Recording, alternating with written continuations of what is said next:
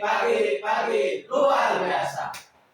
Oke, perkenalkan nama saya Dede Saripudin, asisten TUK Kebun Petir Badak. Saat ini mau mencoba memaparkan program kultur besar dengan tema transformasi bisnis perkebunan dan integrasi dengan environment, sosial, dan governance dan kurung ESG PTPN 1. Pertama-tama kita bahas untuk latar belakang dan sejarah ESG. Untuk latar belakang ESG, yang pertama di tahun 1970 perpindahan paradigma dari pernyataan Milton Friedman, yaitu hasilkan keuntungan sebanyak mungkin sembari menegaskan aturan dasar baik dalam undang-undang dan etika adat istiadat. Lanjut ke tahun 1990, diskusi global terkait program iklim dan berpuncak pada SDGs dan tantangan menanamkan prinsip keberlanjutan dan pengambilan keputusan dan pelaporan. Untuk selanjutnya di 2004 definisi ESG United Nations Global Compact and Federasi Swiss mendefinisikan ESG sebagai standar atau konsep yang mengedepankan kegiatan pembangunan, investasi maupun bisnis yang berkelanjutan sesuai dengan 3 kriteria yang tersebut, yaitu lingkungan, sosial, serta tata kelola secara bertanggung jawab. Lanjut di 2012 ada SDGs, pengembangan dari Sustainability Goals Development dari Millennium Development Goals. Selanjutnya di tahun 2015 ada agenda SDGs 2030. UN Sustainability Development Summit mengadakan agenda 17 SDGs dan core-nya.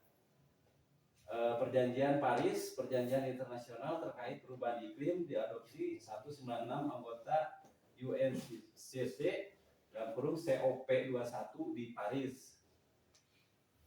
Selanjutnya di tahun 2020 pernyataan Forum Ekonomi Dunia, tujuan sebuah perusahaan adalah untuk memiliki keterikatan dengan seluruh stakeholder dalam pembagian keuntungan dan menciptakan nilai keberlanjutan. Mungkin untuk latar belakang ESG di sini kan terdapat perbedaan paradigma dari pemegang saham dengan menghasilkan profit oriented, ya Pak. Yang berlanjut ke pemangku kepentingan sustainability oriented.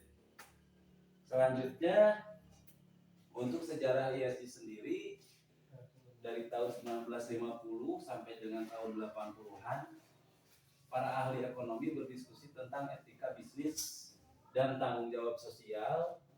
Gerakan 1960 mendorong perusahaan untuk mempertimbangkan isu sosial dan untuk pinjaman investasi perusahaan berbasis pertanggungjawaban sosial. Dari tahun 1990 UN Environmental Program dalam kurung UNEP menetapkan institusi keuangan untuk menetapkan peran dalam menciptakan ekonomi berkelanjutan. Konferensi COP dimulai dan Kyoto Protokol menurunkan emisi GRK atau pelindungan lingkungan dan pertanggungjawaban sosial. Di tahun 2000-an, pada tahun 2024 tepatnya, United Nations menciptakan istilah ESG pada laporan WHO Wins dan menerbitkan prinsip laporan pertanggungjawaban terkait laporan keuangan dan transparansi. Selanjutnya di tahun 2010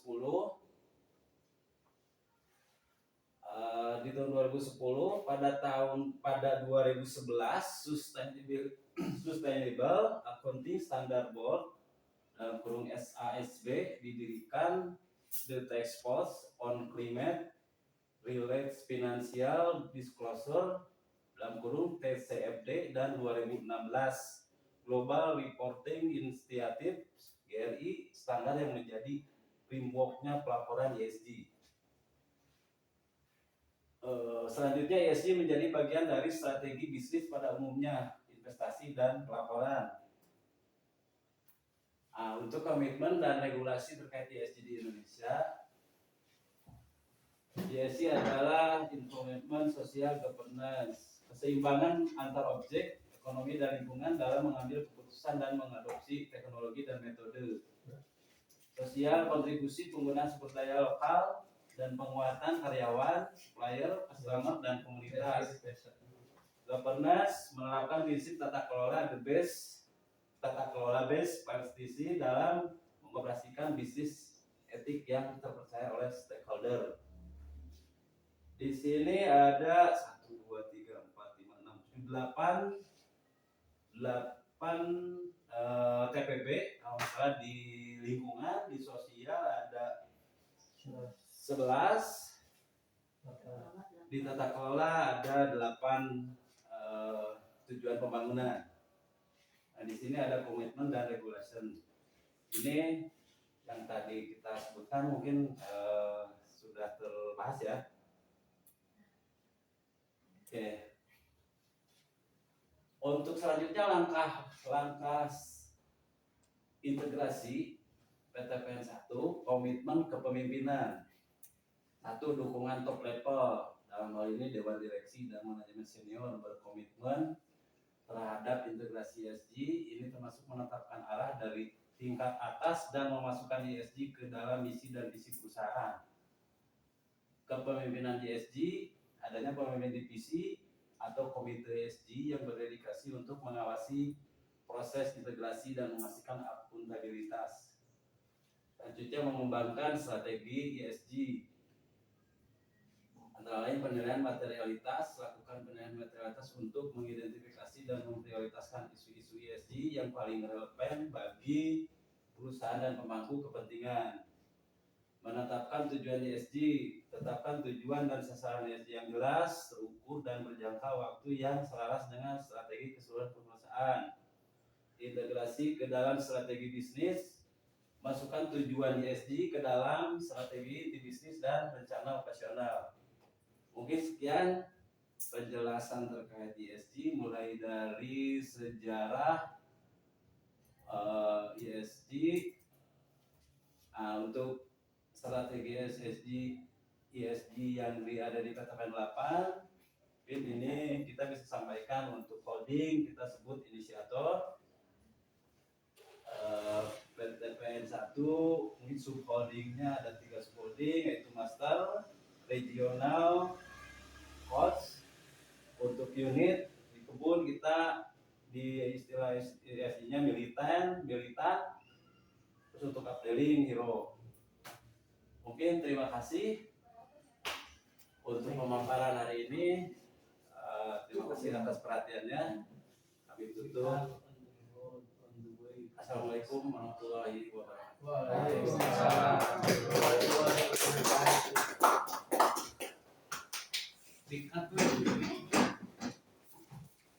Berapa menit, Bu? Lebih dari 5 menit.